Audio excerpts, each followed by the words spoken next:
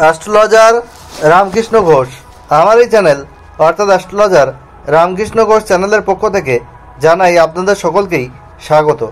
আশা করি ঈশ্বরের কৃপায় আপনারা সকলেই ভালো আছেন। আমি বিভিন্ন রাশির মাসিক রাশিফল নিয়ে আলোচনা করছি।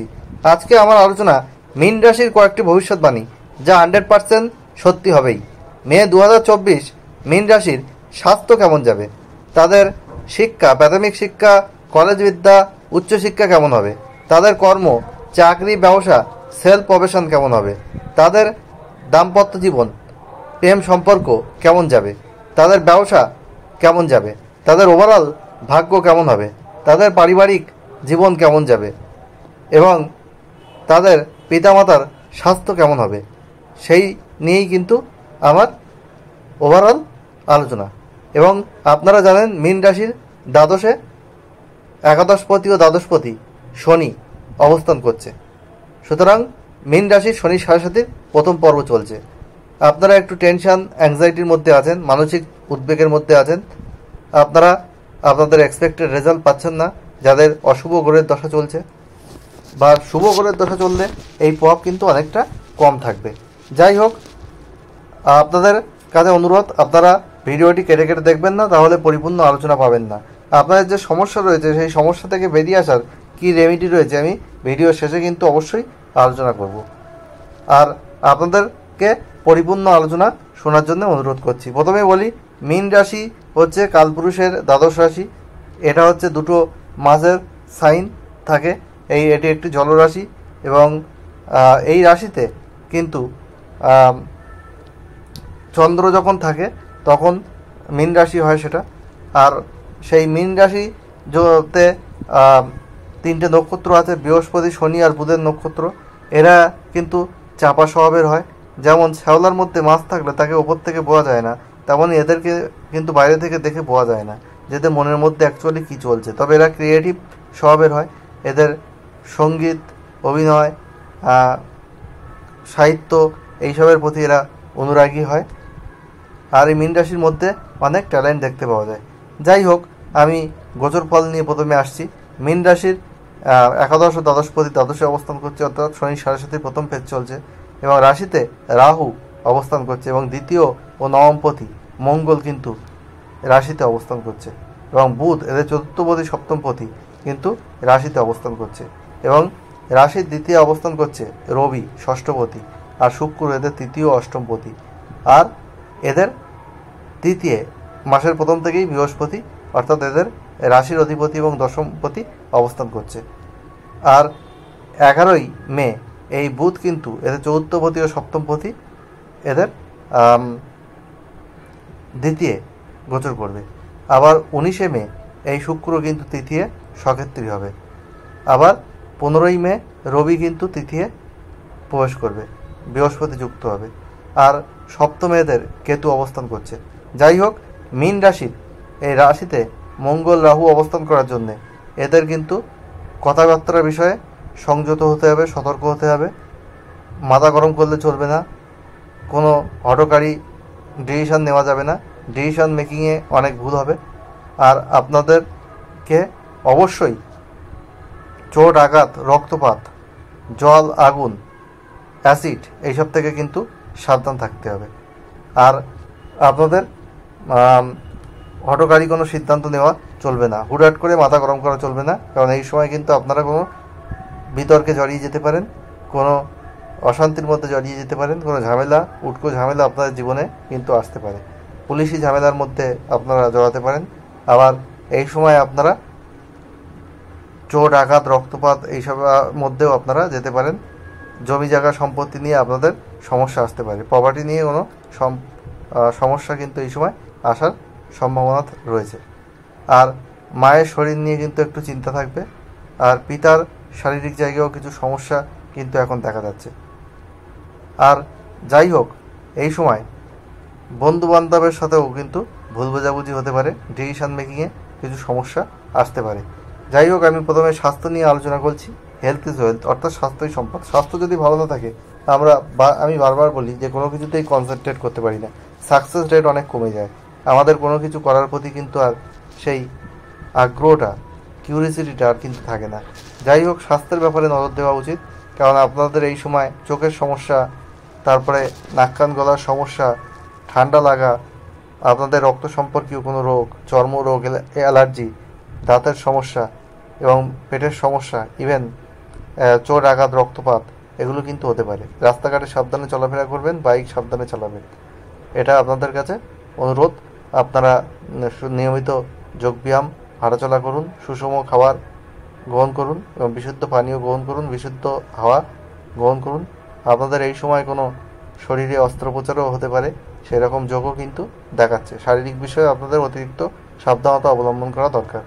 2 নম্বর আমি আসছি শিক্ষা। আপনাদের চতুর্থ পতি 11ই মে পর্যন্ত কিন্তু রাশিতে থাকছে মঙ্গল বুধ রাহু যুক্ত হয়ে, তারপরে দ্বিতীয় গোচর করছে। ফলে আপনাদের বিদ্যা শিক্ষায় কিছু অসুবিধা কিন্তু মাসের প্রথমার্ধে থাকছে। প্রাথমিক শিক্ষার ক্ষেত্রে মনোসংযোগের অভাব দেখা যাবে, ডিসিশন মেকিংয়ে ভুল হবে, পড়াশোনায় এক্সপেক্টেড রেজাল্ট নাও আসতে পারে। শনি সরস্বতীর প্রথম ফেজ চলছে। আর উচ্চশিক্ষার ক্ষেত্রে কিছু সফলতা রয়েছে, যদিও বাধাও রয়েছে। আপনারা যেটা চাইছেন সেই বিষয়ে হয়তো আপনারা এক্সপেক্টেড ফল পাবেন না, বা যে স্ট্রিমে আপনারা ভর্তি হতে চাইছেন সেটা নাও পেতে পারেন। আপনাদের বিদেশে পড়াশুনো করার যোগ কিন্তু আছে, বিদেশ যাত্রার যোগ কিন্তু এই মাসে দেখা যাচ্ছে। যারা চেষ্টা করছেন তাদের কিন্তু সফলতা রয়েছে।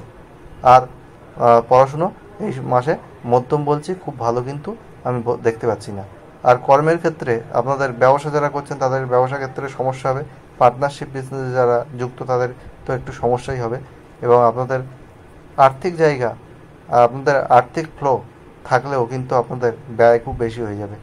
লগ্নে রাহু মঙ্গল যোগ এবং বুধ যুক্ত হয়ে আছে, ব্যয় কিন্তু খুব বেশি হবে। আপনাদের মিতব্যয়ী হতে হবে, আপনাদের হিসাব করে খরচ করতে হবে, তবেই কিন্তু আপনাদের অর্থ সেভিংস কিছুটা করা সম্ভব। না হলে মেডিকেল এক্সপেন্সেস হতে পারে, বিভিন্ন সমস্যা হতে পারে, পারিবারিক কারণে অর্থ ব্যয় হতে পারে, এগুলো কিন্তু দেখাচ্ছে। আর যেটা দেখাচ্ছে আপনাদের ব্যবসার ক্ষেত্রে কিন্তু উত্থান পতন থাকবে। ইনভেস্টমেন্টের ব্যাপারে আপনাদের কিন্তু ডিসিশন নিয়ে করতে হবে। যারা শেয়ার বাজার, ফাটকা এইসবের সাথে লটারি কাটেন তাদের কিন্তু ঝুঁকিপূর্ণ কোনো কাজে যুক্ত হওয়া যাবে না। ঝুঁকি নিলেই কিন্তু আপনাদের অসুবিধা হবে। আর আপনাদের যাদের চাকরি করছেন তাদের চাকরির জায়গা মোটামুটি শুভ রয়েছে, কিন্তু হঠকারী কোনো সিদ্ধান্ত নেওয়া যাবে না, কোনো বাজে মন্তব্য করা যাবে না কোনো বিষয়ে, তাহলে কিন্তু সমস্যা তৈরি হতে পারে। তার জন্য আপনাদের খেয়াল রাখতে হবে। আর এই সময় কর্ম পরিবর্তন করলে খুব একটা শুভ হবে কিনা। মাসের দ্বিতীয়ার্ধে আপনাদের জায়গাটা আরও বেটার হচ্ছে, তবে শুভ এই সময় খুব একটা কর্ম পরিবর্তনের জন্য নয়। তাই আপনাদের যে কর্মে আছেন সেখানেই লেগে থাকুন, আরও বেশি নিজের ক্রিয়েটিভিটিকে কাজে লাগান, নিশ্চয়ই একদিন অবশ্যই সফলতা আসবে। আর আপনাদের দাম্পত্য জীবন নিয়ে বলি, আপনাদের সপ্তমপতি রাশিতে রাহু যুক্ত হয়ে আছে এবং সপ্তমে কেতুর অবস্থান। দাম্পত্য জীবনে কিছু ভুল বোঝাবুঝি, মিসআন্ডারস্ট্যান্ডিং এগুলো থাকবে। স্ত্রীকে সময় দিতে হবে, মর্যাদা দিতে হবে, তার সাথে ঘুরতে হবে, তার কথাকে মর্যাদা দিতে হবে, তবেই আপনারা কিন্তু দাম্পত্য সম্পর্ক টিকিয়ে রাখতে পারবেন। না হলে কিন্তু কিছু সমস্যা এই সময় হতে পারে। আর যাদের ডিভোর্সের জন্য মামলা মোকদ্দমা চলছে তারা এই সব বিষয়ে এ মাসে এড়িয়ে চলুন, কারণ না হলে কিন্তু আপনাদের ক্ষেত্রে কিছু সমস্যা দেখা দিতে পারে।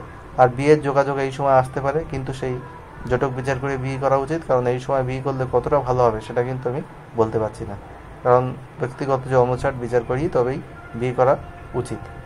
আর যেটা দেখা যাচ্ছে আপনাদের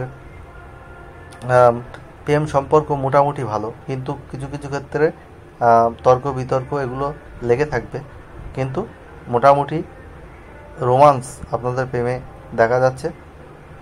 প্রেমের ক্ষেত্রে কিছু সমস্যা আসবে, মিসআন্ডারস্ট্যান্ডিং হবে, সেগুলো আপনাদের ব্যক্তিগত বোঝাপড়ার মাধ্যমে আপনাদের বাক্যের প্রতি মনোযোগ দিয়ে আপনাদের কথা বলার ক্ষেত্রে কেয়ারফুল হয়ে কথা বলতে হবে, তাহলে আপনাদের সেই সম্পর্ক টিকিয়ে রাখা যাবে, আদারওয়াইজ কিন্তু সমস্যা হবে। আর যারা ক্রিয়েটিভ ফিল্ডের সঙ্গে যুক্ত, নাচ গান সঙ্গীত অভিনয়, যারা বাদ্যযন্ত্র বাজান, গ্রামার ফিল্ড, ফ্যাশন ডিজাইনার বা ফ্যাশন ডিজাইনিং করেন বা মডেল, তাদের জন্য কিন্তু সময়টা ভালো আসছে, তাদের কিছু সাকসেস কিন্তু হবে। আর যারা টেকনিক্যাল এডুকেশনের সঙ্গে যুক্ত তাদের সাকসেস পেতে একটু সময় লাগবে, তবে আপনারা লেগে থাকুন, আপনাদের সাফল্য আছে। আর যারা মেডিকেল ফিল্ডের সঙ্গে যুক্ত তাদের কিন্তু উন্নতির যোগ আছে। সরকারি জায়গা থেকে তাদের সাফল্য আসার যোগ আছে। ম্যানেজমেন্ট ফিল্ডের সঙ্গে যুক্ত তাদেরও উন্নতির জায়গা ধীরে ধীরে আসছে। আর আপনাদের এই শনির 7.5 প্রথম ফেজ চলছে, তা থেকে বেরিয়ে আসার জন্য আপনাদের প্রতিদিন শনির বীজ মন্ত্র পশ্চিম দিকে মুখ রেখে পাঠ করতে হবে খোলা আকাশের নিচে সূর্যাস্তের পর। ওম প্রাম প্রিম প্রম শনিশ্চরায় নমঃ। আর প্রতিদিন বৃহস্পতির বীজ মন্ত্র পাঠ করুন 3 বার, আর শনির বীজ মন্ত্র 8 বার করবেন। ওং গ্রাং গ্রিং গ্রোম স্বগ্রুপে নমঃ 3 বার এই বৃহস্পতির বীজ মন্ত্র পাঠ করবেন। আর আপনারা মঙ্গলের বীজ মন্ত্র প্রতিদিন 9 বার পাঠ করুন। ওং গ্রাং গ্রিং ক্রোম স্বভৌমায় নমঃ। এই মন্ত্র পাঠ করলে আপনাদের আর্থিক জায়গায় উন্নতি হবে। আর আপনারা হলুদ, সোনালি,